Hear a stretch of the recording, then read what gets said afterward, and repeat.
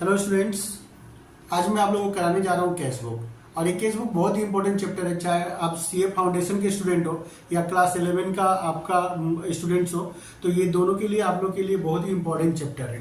ठीक है, और खास करके ये जो सीए फाउंडेशन के स्टूडेंट है उनके लिए तो ये वेरी वेरी इंपॉर्टेंट चैप्टर है। और मैं आपको बता दूं कि मैं जनरली सीए फाउंडेशन के स्टूडेंट्सों के लिए वीडियो बनाता हूं। तो आप लोगों को क्या होगा कि जो भी आप सीए फाउंडेशन के स्टूडेंट्स हैं, तो आप लोगों को अकाउंट से रिलेटेड आपको जो भी प्रॉब्लम है उसका सॉल्यूशन मेरे वीडियो पे आपको मिलेगा। तो अगर आप नए और मेरे चैनल को आप सब्सक्राइब नहीं किए तो आप कृपया चैनल को सब्सक्राइब कर लें, क्योंकि मैं आपको फाउंडेशन के अकाउंट से रिलेटेड जो भी प्रॉब्लम होगा मैं आपको यहाँ पे अपने वीडियो के हेल्प से आपको सोल्व करके दूंगा। तो चलिए आज हम लोग करते हैं एक नया चैप्टर जिसका नाम है कैश बुक। तो सबसे पहले कैश बुक, तो इसमें एक नंबर तो बात है कि what is cash book. What is cash book पहले हम लोग को ये जानना जरूरी है। नंबर 2 हो गया व्हाई इट इज प्रिपेयर्ड, क्यों हम लोग इसको बनाते हैं। और नंबर 3 हो गया how it is prepared, how it is prepared. तो केस बुक के लिए हम लोग को ये 3 चीज जानना जरूरी है। सबसे पहले कि what is case book, case book होता क्या है। और 2 नंबर हो गया कि why it is prepared, case book हम लोग बनाते क्यों है। और थर्ड क्वेश्चन हो गया कि हाउ इट इज प्रिपेयर्ड। तो सबसे पहले हम लोग केस बुक के बारे में बात करते हैं कि केस बुक क्या होता है। तो case book is a subsidiary book.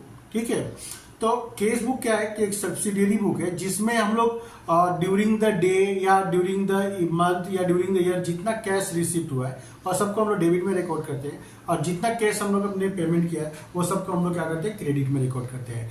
और क्रेडिट ट्रांजेक्शन यहाँ पे रिकॉर्ड नहीं होता है। तो कैश और कैश बुक क्या है, एक रियल अकाउंट होता है। तो debit word comes in and credit word goes out, ये फॉर्मूला को बेस करके हम लोग क्या करते हैं, कैश बुक को प्रिपेयर करते हैं। तो जितना कैश रिसिप्ट हुआ है वो सबको हम लोग डेबिट में रिकॉर्ड करेंगे, और जो भी कैश पेमेंट हुआ वो सबको हम लोग क्या करेंगे, क्रेडिट में रिकॉर्ड करेंगे।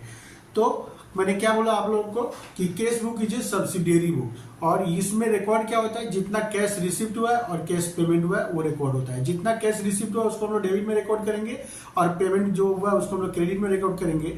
और लास्ट में जब हम लोग इसको बैलेंस करेंगे तो closing balance of cash bank यहाँ पे क्या होगा, आपका निकल के आ जाएगा। तो ये तो था what is cash book. 2 number हो गया कि व्हाई इट इज प्रिपेयर्ड। तो ये क्वेश्चन बहुत ही इंपॉर्टेंट है कि व्हाई इट इज प्रिपेयर्ड। तो देखिए क्या होता है कि बिजनेस का अगर साइज स्मॉल इन नेचर होता है, अगर छोटा बिजनेस है अगर आपका, और आपका मान लीजिए दिन भर में 10, 15, 20 ट्रांजेक्शन होता है, तो आप उसका जर्नल भी बना सकते हैं और उसका आप इजीली लेजर पोस्टिंग भी कर सकते हैं। पर अगर आप सोचिए कि अगर आपका बिजनेस का साइज बहुत बड़ा है और रोज वहां पे 200-400 ट्रांजेक्शन होता है, ऐसे में क्या होगा कि ईच एंड एवरी ट्रांजेक्शन का जर्नल एंट्रीज करना और फिर उसका लेजर में पोस्टिंग करना ईजी नहीं होता है। मतलब it's a very time consuming work. और जब भी क्या होगा कि टाइम कंज्यूमिंग होगा तो उसके साथ साथ क्या होता है कि 2 और डिसएडवांटेज क्या होता है, प्लस हो जाता है। अगर कोई भी काम अगर टाइम कंज्यूमिंग होगा तो एक नंबर क्या है कि उसका कॉस्ट इंक्रीज हो जाएगा, कॉस्ट विल बी इंक्रीज। और सेकेंड हो गया कि आपका एक तो प्रोसेस लेंदी हो जाएगा, और उसके बाद में क्या होगा कि आपका एरर होने का भी चांसेस क्या होता है, ज्यादा रहता है। तो मैंने क्या बोला, मैं फिर से एक बार रिपीट कर देता हूं कि अगर कोई भी काम अगर टाइम कंज्यूमिंग होगा तो एक नंबर की उसका कॉस्ट इंक्रीज हो जाएगा, और 2 नंबर है कि वहां पे एरर होने का चांसेस ज्यादा रहता है। तो ऐसे में अब क्या किया जाए, जहां पे बिजनेस में ट्रांजेक्शन बहुत ज्यादा है तो ईच एंड एवरी ट्रांजेक्शन का जर्नल करना और लेजर करना पॉसिबल नहीं है। तो इसीलिए क्या किया गया कि जर्नल को सब डिवाइड कर दिया गया, जिसको हम लोग बोलते हैं सब डिवीजन ऑफ जर्नल। तो सब डिवीजन ऑफ जर्नल में क्या होता है कि जो भी बिजनेस का जो रेपिटेटिव ट्रांजेक्शन होता है, जो बार बार रिपीट होते रहता है, उन लोग के लिए क्या किया गया कि एक सेपरेट बुक बना दिया गया। जैसे नंबर 1 हो गया कैश बुक, उसके बाद में नंबर 2 हो गया सेल्स बुक, थर्ड हो गया आपका परचेज बुक, उसके बाद 4th हो गया सेल्स रिटर्न बुक, जिसको हम लोग रिटर्न इनवर्ड बुक भी बोलते हैं हम लोग। नंबर 5 परचेज रिटर्न बुक, जिसको रिटर्न आउटवर्ड बुक भी बोला जाता है। उसके बाद में और भी है, जैसे बिल रिसीवेबल बुक हो गया। उसके बाद नंबर 7 बिल्स पेएबल बुक हो गया। तो ये सब क्या हो गया कि हम लोग ने अलग अलग टाइप के बुक बना दिया। और इसमें क्या होता है कि इससे रिलेटेड जितना भी ट्रांजेक्शन होता है तो डायरेक्ट हम लोग क्या करते हैं कि उसको हम लोग जर्नल एंट्री ना करके डायरेक्ट हम लोग क्या करते हैं कि ये मतलब ये सब बुक में हम लोग उसका क्या करते हैं, रिकॉर्ड कर देते हैं। तो जैसे जितना भी केस ट्रांजेक्शन होता है वो सब क्या होता है कि डायरेक्ट केस बुक में रिकॉर्ड हो जाता है। अगर आपने गुड्स क्रेडिट में सेल किया है तो वो डायरेक्ट क्या होगा, सेल्स बुक में रिकॉर्ड हो जाएगा। अगर आपने गुड्स क्रेडिट में परचेज किया है तो वो क्या होगा, आपका परचेज बुक में रिकॉर्ड हो जाएगा। उसी तरह से अगर परचेज रिटर्न हुआ है तो परचेज रिटर्न बुक में आ जाएगा, सेल्स रिटर्न हुआ है तो सेल्स रिटर्न बुक में आ जाएगा।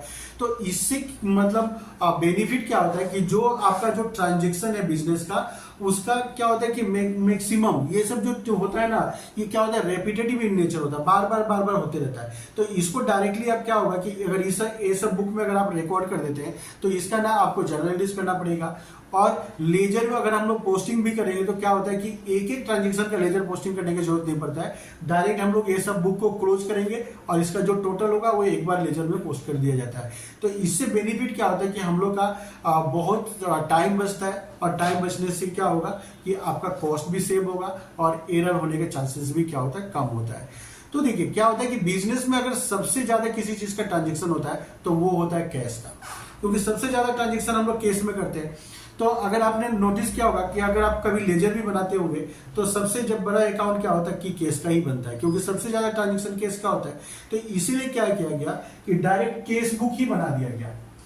अब केस बुक क्या होता है कि ये दोनों का पर्पज सॉल्व करता है आपका। चाहे ये मैंने बोला जाता है कि केस बुक की is journal as well as ledger, मतलब अगर आप केस बुक बना लेते हैं तो आपको जर्नल भी करने की जरूरत नहीं है और उसका लेजर करने का भी जरूरत नहीं है, क्योंकि ये दोनों का ही प्रॉब्लम आपको क्या होता है, सोल्व कर देता है। ठीक है, तो ये हम लोग का क्या है, केस बुक बनाने का बेनिफिट है। तो अभी आप लोग को समझ में आ गया होगा कि हम लोग केस बुक बनाते क्यों है। ठीक है, तो ये दूसरा क्वेश्चन क्या था, व्हाई इट इज प्रिपेयर्ड। तो आप लोग को अच्छे से समझ में आ गया होगा कि केस बुक क्यों बनाया जाता है। अब नंबर 3 है हाउ इट इज प्रिपेयर्ड। तो ये तो हम लोग को प्रैक्टिकल करके सीखना पड़ेगा कि केस बुक हम लोग कैसे बनाते हैं। तो चलिए हम लोग सीखते हैं हाउ इट इज प्रिपेयर्ड। तो केस बुक कैसे बनता है वो जानने से पहले हम लोग को ये जानना जरूरी है कि केस बुक कितने टाइप्स का होता है। तो सबसे पहले लिखिए types of case book, types of cash book. तो टाइप्स ऑफ केस बुक में एक तो हो गया आपका single column case book, single column case book जिसको हम लोग सिंपल केस बुक भी हम लोग बोलते हैं, सिंपल कैश बुक। उसके बाद नंबर 2 है double column case book, double column cash book. Number 3 है triple column case book, triple column case book. और नंबर 4 हो गया पेटी केस बुक, पेटी कैश बुक।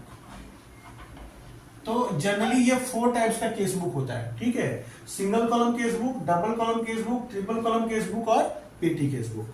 ठीक है, तो केस बुक हम लोग बनाते कैसे हैं, तो मैंने आप लोगों को शुरू में भी बताया था कि केस बुक क्या होता है, कि केस क्या होता है, जनरली रियल अकाउंट होता है। और रियल अकाउंट का रूल क्या है, debit word comes in and credit word goes out, मतलब जो आ रहा है उसको डेबिट करना है और जो जा रहा है उसको क्रेडिट करना है। तो इसी फॉर्मूला को बेस करके हम लोग केस बुक प्रिपेयर करते हैं कि जितना कैश रिसिप्ट हो रहा है वो सबको हम लोग डेबिट में रिकॉर्ड करेंगे और जितना कैश पेमेंट हो रहा है उसको हम लोग क्रेडिट में रिकॉर्ड करेंगे। ठीक है, और लास्ट में जब हम लोग बैलेंस करेंगे तो क्लोजिंग बैलेंस ऑफ कैश निकल के आ जाएगा।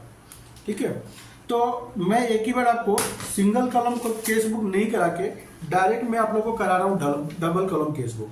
तो डबल कॉलम केस बुक करने से क्या होगा कि सिंगल कॉलम केस बुक भी आपका क्या होगा कि हाथों मतलब साथ साथ में आपको क्लियर हो जाएगा।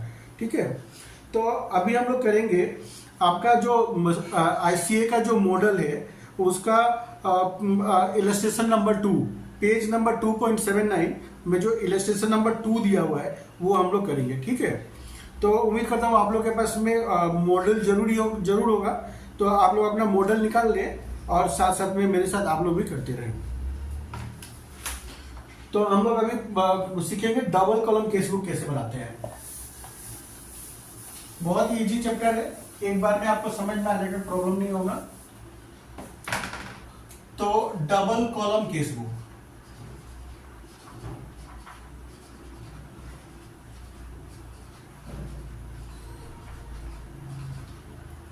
तो इसका हम लोग पहले फॉर्मेट ड्रॉ कर लेते हैं। तो एक तो केस का कॉलम होगा, डिस्काउंट, लेजर फोलियो, डेट, और सेम इधर में भी डेट, कैश, डिस्काउंट और लेजर फोलियो। तो date, particulars, ledger folio, discount, cash, date, फिर वही रिपीट होगा, ledger folio, discount, cash, credit, debit. तो देखिए सबसे पहले क्या बोला है कि Ganesh commence business on 1 April 2020 with ₹2000। तो गणेश ने क्या हुआ कि 2000 से अपना बिजनेस स्टार्ट कर रहा है। तो 2020 डेट क्या है, अप्रैल 1। तो इसका जनरल क्या होता है, Ganesh commences business with cash. तो cash account debit to capital account, cash business में आ रहा है तो कैश डेबिट होगा। और क्या हुआ कि जिस पैसे से हम लोग बिजनेस स्टार्ट करते हैं उसको हम लोग क्या बोलते हैं, कैपिटल। तो cash account debit to capital account. तो देखिए कैश डेबिट में है ना, तो डेबिट में हम लोग क्या लिखेंगे, to capital account, to capital account 2000। उसके बाद नेक्स्ट क्या है, अप्रैल 1 को ही फिर से purchase furniture and paid cash. तो फर्नीचर खरीद रहा है और केस पेड कर रहा है। तो केस क्या हो रहा है, कम्स इन और गोज आउट। तो अगर हम लोग परचेज कर रहे हैं तो क्या होगा, केस गोज आउट। तो इसको हम लोग कहां रिकॉर्ड करेंगे, अप्रैल 1 को बाय क्या खरीद रहा है, फर्नीचर, तो बाय फर्नीचर अकाउंट। तो यहां पर सिर्फ देखना है कि पैसा आ रहा है कि जा रहा है, बस सिर्फ इसके ऊपर में ध्यान देना है। आ रहा है तो डेबिट में लिखेंगे और जा रहा है तो क्रेडिट में लिखेंगे, 250। नेक्स्ट क्या है, परचेज गुड्स। तो अगेन गुड्स परचेज कर रहा है तो पैसा क्या हो रहा है, जा रहा है अप्रैल 2 को। तो by purchase account, purchase account कितना का परचेज किया उसने, 500 का। उसके बाद में सोल्ड गुड्स फॉर कैश। तो गुड्स क्या हो रहा है, सेल कर रहा है, सेल कर रहा है तो क्या हो रहा है, पैसा आ रहा है। तो ये डेट कितना है, अप्रैल 4 को। तो to sales account, to sales account कितना पैसा आया, 950। उसके बाद में paid cash to Ram Mohan, he allow discount. तो हम लोग राम मोहन को कैश पेड कर रहे हैं और वो हम लोग को डिस्काउंट दे रहा है। तो कैश पेड कर रहे हैं तो कैश क्या हो रहा है, गोज आउट। तो क्रेडिट में लिखिए कितना का है, 5 को, बाय राम मोहन, राम मोहन। डिस्काउंट कितना है, डिस्काउंट है 10 रुपीज, और कैश कितना पेड किया हम लोग राम मोहन को, 560। उसके बाद में बोला कि receive cash from Krishna and company. Krishna and company से हम लोग कैश रिसीव कर रहा है। तो रिसीव कर रहा है तो कहां होगा, डेबिट में। पैसा आ रहा है 6 को, to Krishna and company. Discount है 20। ओहो सॉरी, ये तो यहां केस का कॉलम में होगा 2950, और ये हो गया 600। मैंने गलती से डिस्काउंट कॉलम में लिख दिया। डिस्काउंट कितना है, 20। उसके बाद पेड फॉर पेटी एक्सपेंसेस। तो पेटी एक्सपेंसेस के लिए हम लोग पैसा दे रहे हैं, केस क्या हो रहा है, गोज आउट, बाय पेटी एक्सपेंसेस। पेटी एक्सपेंसेस कितना, पेटी एक्सपेंसेस 15 रुपीज।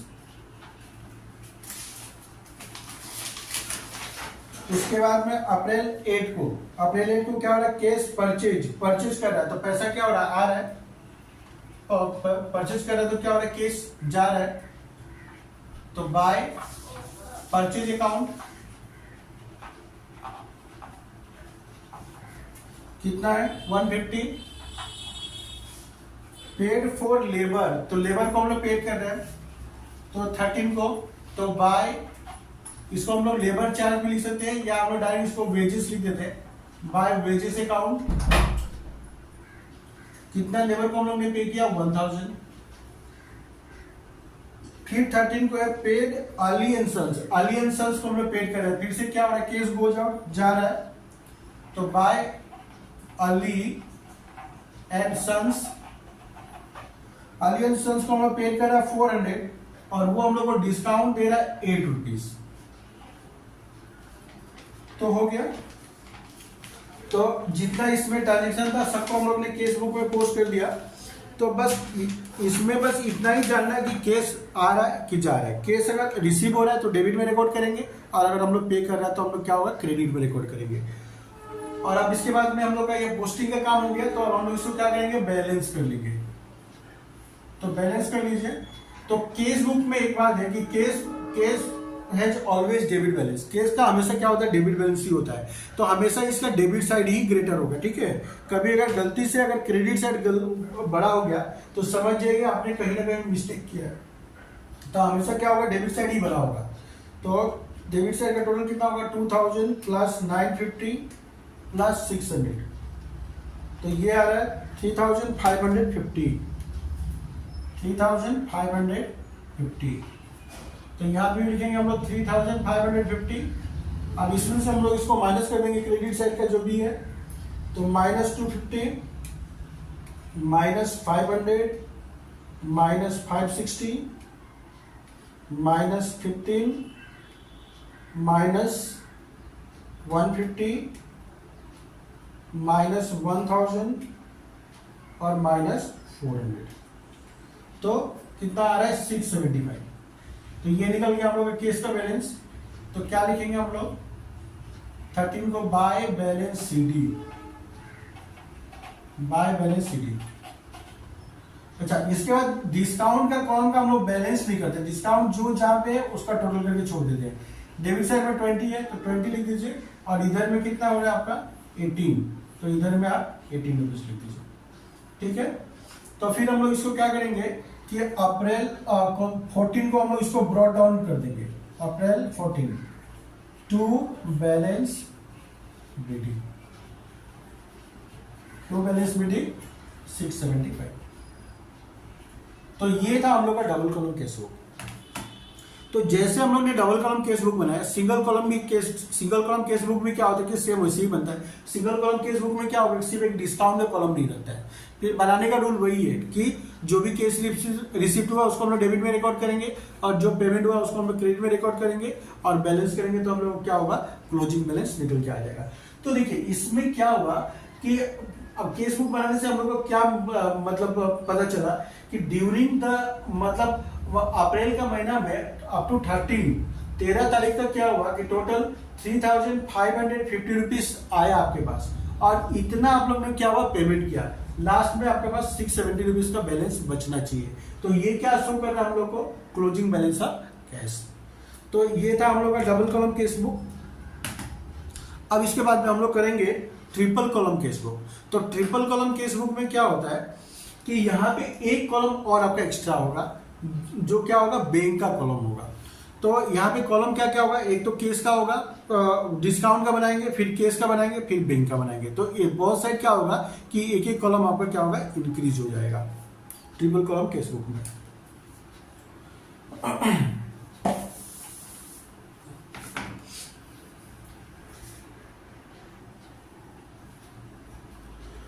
तो अब हम लोग सीखेंगे ट्रिपल कॉलम केस बुक।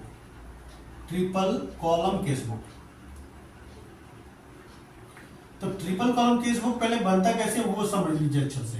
तो यहां पे क्या होगा कि एक तो आपका डिस्काउंट का कॉलम होगा, उसका केस का कॉलम होगा, फिर बैंक का कॉलम होगा, और इधर में भी सेम डिस्काउंट, कैश और बैंक। बहुत साइड क्या होगा आपका 3 कॉलम हो जाएगा। डेबिट साइड में भी डिस्काउंट केस और बैंक का कॉलम होगा और क्रेडिट साइड में भी डिस्काउंट केस और बैंक का कॉलम होगा। तो इसका भी बनाने का रूल वही है, जैसे केस रिसिप्ट हुआ तो हम लोग उसको डेबिट में रिकॉर्ड करेंगे और केस पेमेंट हुआ तो हम लोग उसको क्रेडिट में रिकॉर्ड करते हैं। उसी तरह से क्या होगा कि अगर आपको चेक मिला है, अगर आपको पैसा चेक के थ्रू मिला है तो हम लोग उसको डेबिट में रिकॉर्ड करेंगे, और किसी को अगर हम लोग चेक के थ्रू पेमेंट करेंगे तो उसको हम लोग क्या करेंगे, क्रेडिट में रिकॉर्ड करेंगे। तो cheque is also real account, debit word comes in and credit word goes out. अगर चेक अगर आपके पास में आ रहा है तो उसको हम लोग डेबिट साइड के बैंक कॉलम में रिकॉर्ड करेंगे, और अगर जा रहा है तो उसको हम लोग क्या करेंगे, क्रेडिट साइड का बैंक कॉलम में रिकॉर्ड करेंगे।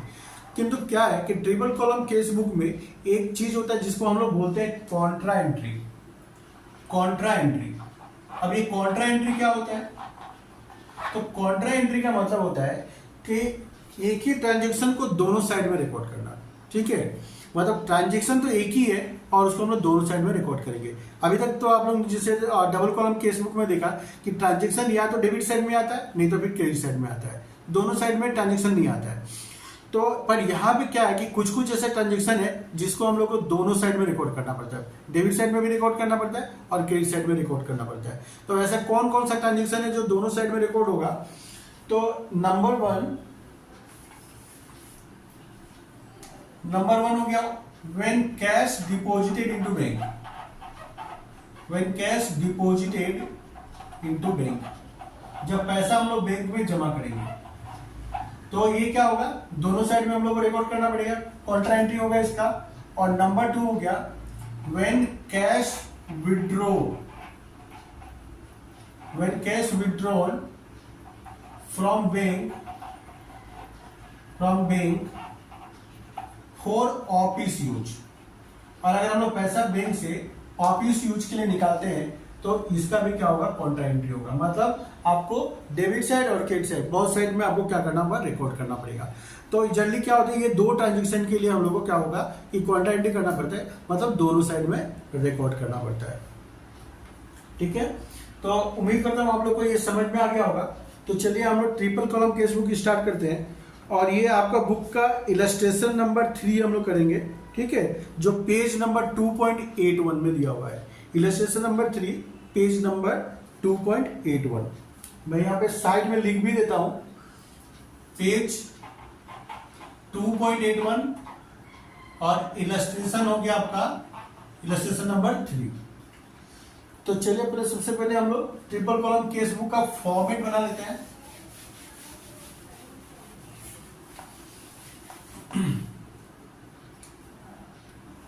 तो आप लोग भी मेरे साथ फटाफट ट्रिपल कॉलम केस बुक का फॉर्मेट ड्रॉ कर लें।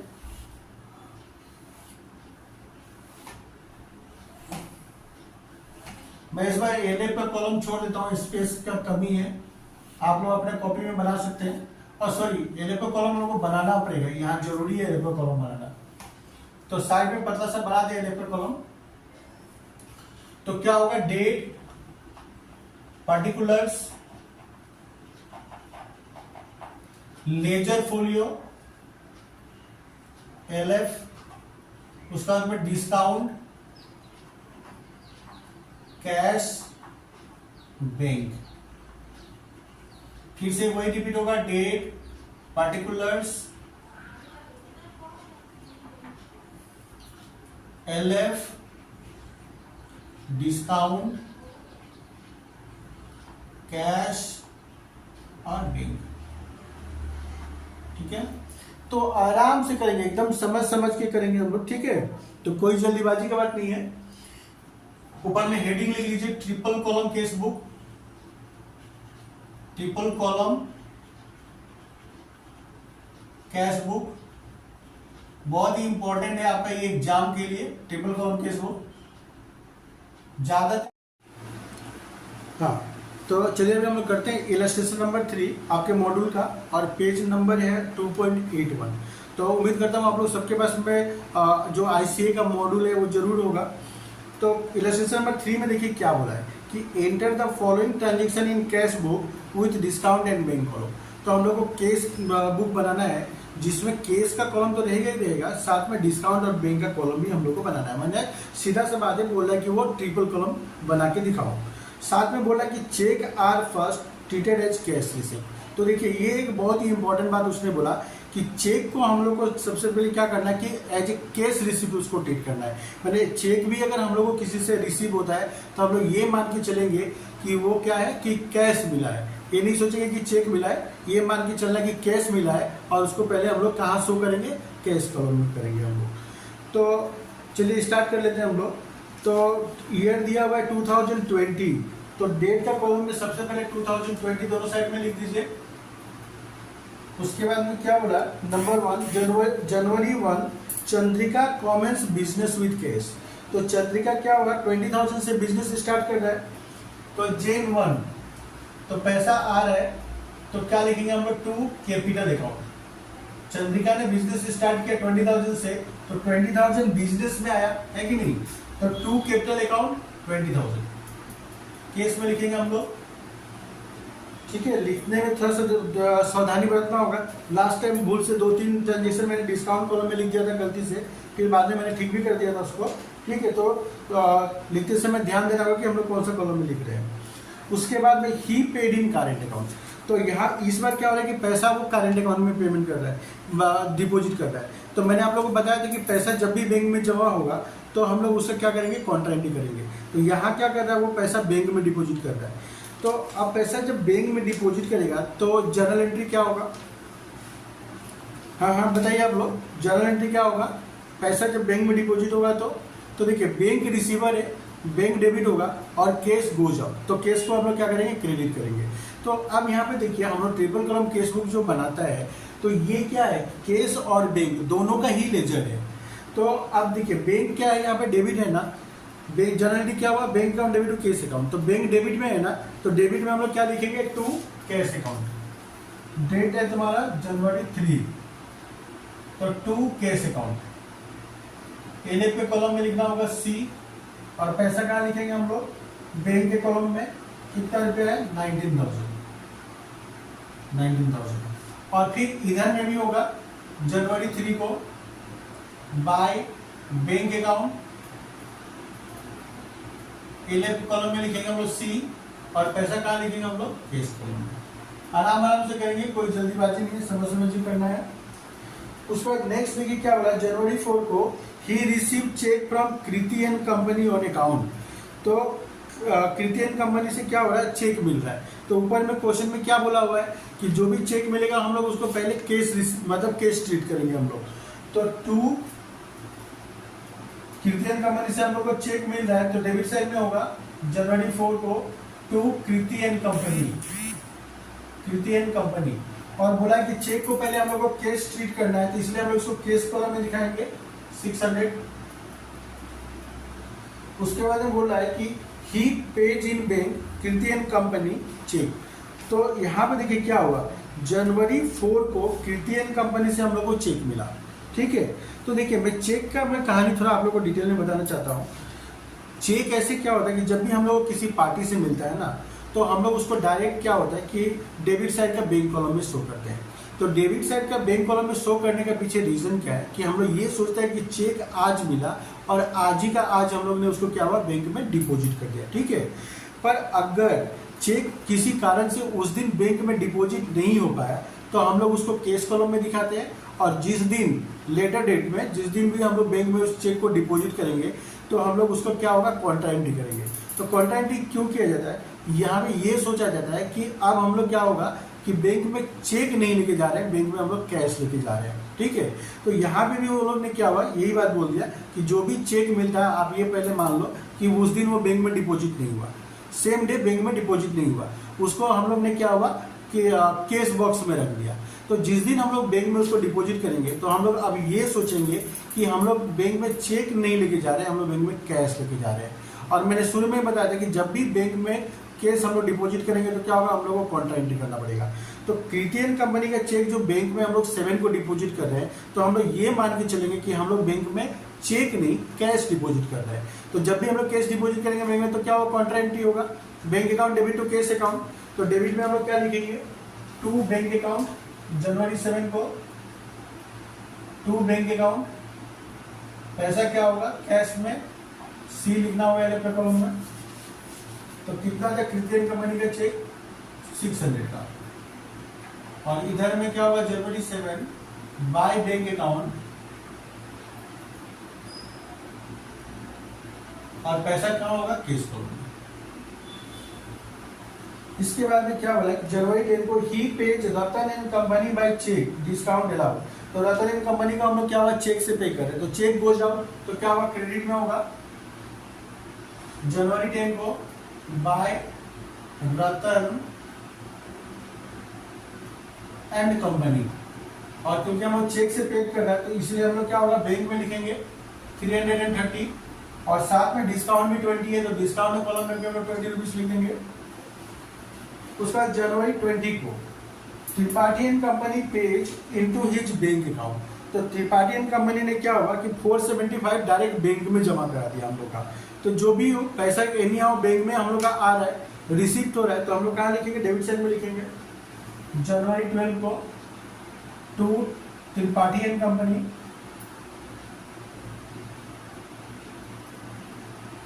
और त्रिपाठी एंड कंपनी ने क्या होगा डायरेक्ट पैसा बैंक में जमा कर दिया हम लोग का 475, तो बैंक कॉलम में लिखेंगे हम लोग 475।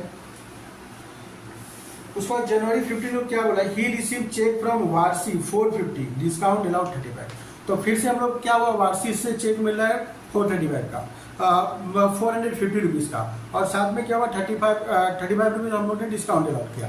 तो क्या लिखेंगे हम लोग डेबिट साइड में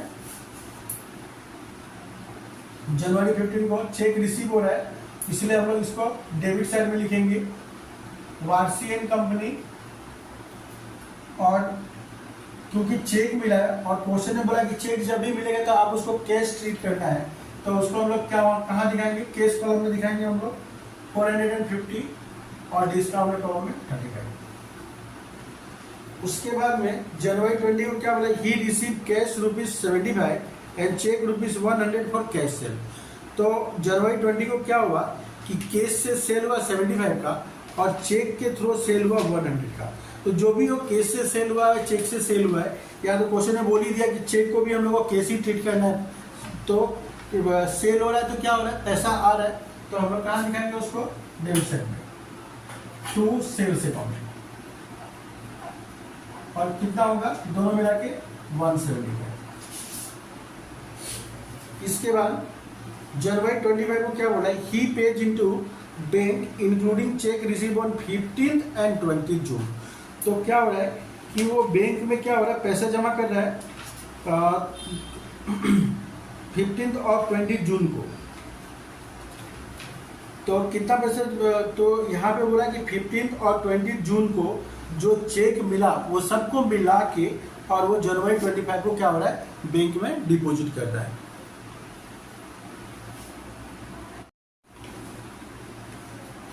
तो जनवरी 25 को हम लोग क्या कर रहे हैं कि 1000 हम लोग टोटल बैंक में डिपॉजिट कर रहे हैं, जिसमें क्या है कि 15 और 20 जून को जो हम लोग को चेक मिला था, एक तो हम लोग को 15 को जो चेक मिला था वारसी से, और उसके बाद में 20 को हम लोग ने क्या हुआ कि सेल किया था चेक से 100 का, तो सब मिला के 1000 क्या हुआ बैंक में हम लोग डिपॉजिट कर रहे हैं। तो फिर से पैसा बैंक में डिपॉजिट हो रहा है तो क्या होगा कॉन्ट्रा एंट्री करना पड़ेगा हम लोग को।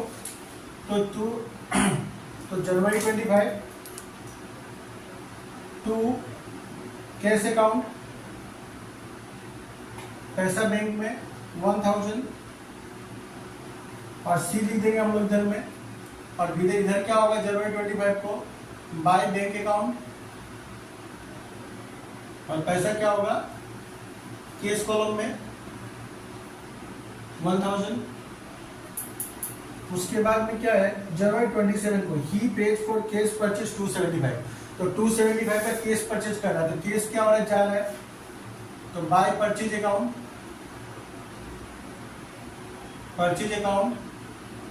और केस से परचेज कर रहे हैं तो केस में लिखेंगे हम लोग 275। उसके बाद में जनवरी 30 को क्या बोला कि he paid sundry expenses in cash, तो सन्ड्री एक्सपेंसेस पे कर रहा था, फिर से अगेन केस गोज आउट तो क्रेडिट में होगा बाय सन्ड्री एक्सपेंसेस, और केस में पे कर रहा है इसलिए केस में लिखेंगे अमाउंट कितना रुपया है 50 रुपीज।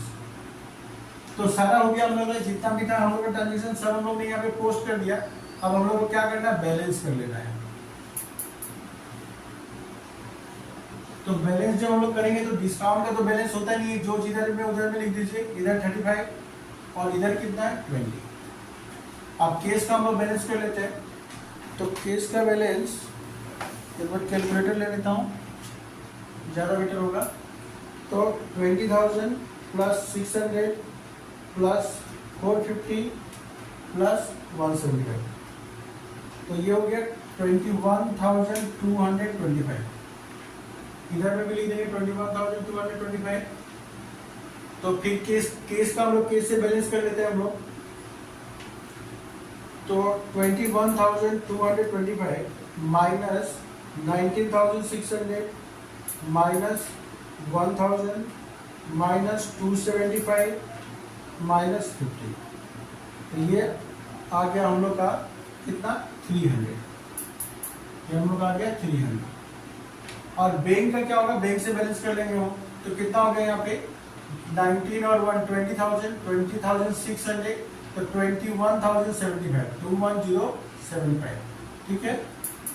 20,000 21,075, तो 21,075, तो 21,075 से 21,075 माइनस कर देते हैं 330, तो ये निकल गया हम लोग का 2074।